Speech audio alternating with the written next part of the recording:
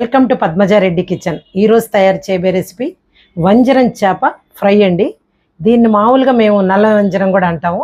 ఆ చేప ఫ్రై ఎలా చేయాలో చూపిస్తాను రండి. నల్ల వంజరం చేప ఫ్రై అండి ఈరోజు. దానికి కావలసిన పదార్థాలు: ఒక హాఫ్ స్పూను అల్లం వెల్లుల్లి పేస్టు, 1 స్పూను ధనియాల పొడి, కారం 1 స్పూన్ సరిపోద్దండి. ఇది చిన్న స్పూన్ కాబట్టి నేను 2 స్పూన్లుగా వేసుకున్నాను. ఇది వచ్చి కొంచెం ఈ ఫిష్ స్మెల్ అది తగ్గేదానికోసం ఇది పసుపు అండి. తగినంత సాల్ట్, కొంచెం సాల్ట్ వేసుకుంటాం, ఎంత సరిపోద్దో అంత. ఇది మసాలానంతానండి కొంచెం నీళ్ళు వేసుకొని కొద్ది కొద్దిగా ముద్దగా కలిపేసుకోవాలా. ఇట్లా ముద్దగా కలుపుకునేది ఎందుకంటే మనం ఆ చేప ముక్కలకి శుభ్రంగా రుద్దేస్తామండి. 2 పక్కల ఈ చేప ముక్కలకి ఈ మసాలాని కానీ రుద్ది పెట్టుకున్నాం అనుకోండి, ఒక 10 నిమిషాల సేపు రుద్ది పక్కన పెట్టేస్తాము.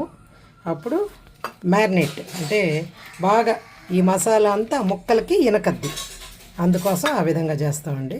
చూడండి, ఇలా 2 వైపులా ముక్కలకి బాగా ఇనికేటట్టు ఇట్లా పూసేసుకోవాలండి మనం. చూడండి, చేప ముక్కలకంతా మసాలాని పేస్ట్ని మొత్తం రుద్దేశాం కదా. మనకి బయట పెట్టుకున్నాం అనుకోండి, ఆ నానద్ది లోపల మ్యారినేట్ అవ్వద్ది ఒక 10 నిమిషాలు. అదే మనకి ఏదైనా పని ఉండి లేట్ అవ్వద్దు అనుకోండి, అప్పుడు ఫ్రిడ్జ్లో పెట్టుకోండి ఒక అరగంట అయినా అట్టయినా. బయట పెడితే మాత్రం ఒక 10 నిమిషాలు పెట్టండి, నాన్ వెజ్ కదా ఇది. ఈ లోపల మూత పెట్టి పక్కన పెడతాను. ఒక 10 నిమిషాల సేపు పెట్టి తర్వాత మనం వీటిని ఫ్రై చేసుకుందాం. చూడండి, ఈ వంజరం చేప మనకి సముద్రం చేప అండి. దీనిలో ఒకే ముళ్ళు ఉంటుంది, అది కూడా పెద్దగా గట్టిగా ఉండదు, చాలా స్మూత్గా ఉంటుంది. తినడానికి చాలా బాగుంటుంది.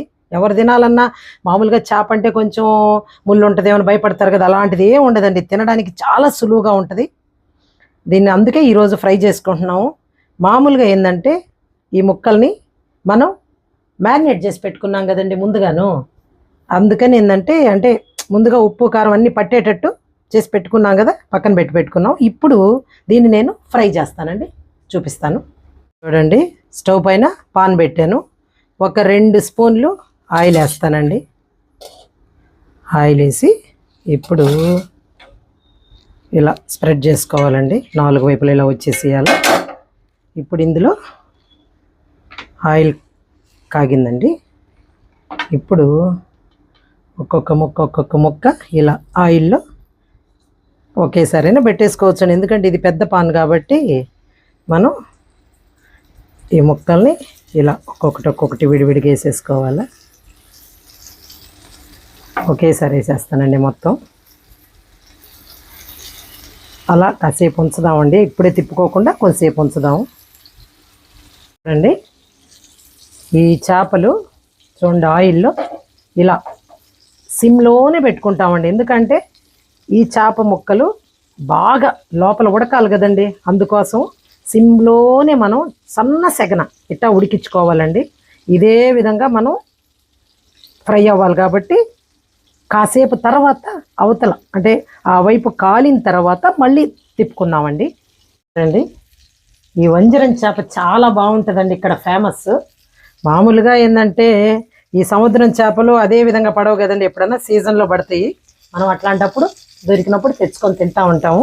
చూడండి, ఇప్పుడు ఫ్రైని ఇప్పుడు దీన్ని అలాగా 2వ వైపుకి టర్న్ చేసుకోండి. చూసారా, ఆ పక్క బాగా వేగిపోయిందండి. అదే విధంగా మొత్తం అన్నిటినీ సైడ్కి తిప్పేస్తానండి, ఇదే విధంగా మొత్తం. చూడండి, చేప ఫ్రైని ఒకవైపు బాగా డీప్గా వచ్చింది కదా ఫ్రై అవ్వడం, అందుకని 2వ వైపుకి తిప్పాను. చాలా బాగా వస్తుంది. ఇదేం లేదండి, మా ఊరు వచ్చి సముద్రానికి కొంచెం దగ్గరగా ఉంటుంది. అందుకని ఏంటంటే సముద్రం దగ్గర చేపలు పడ్డప్పుడు ఇదే ఈ వంజరం చేపలు అలా పడ్డప్పుడు ఫ్రెష్గా దొరుకుతాయండి మాకు అక్కడ.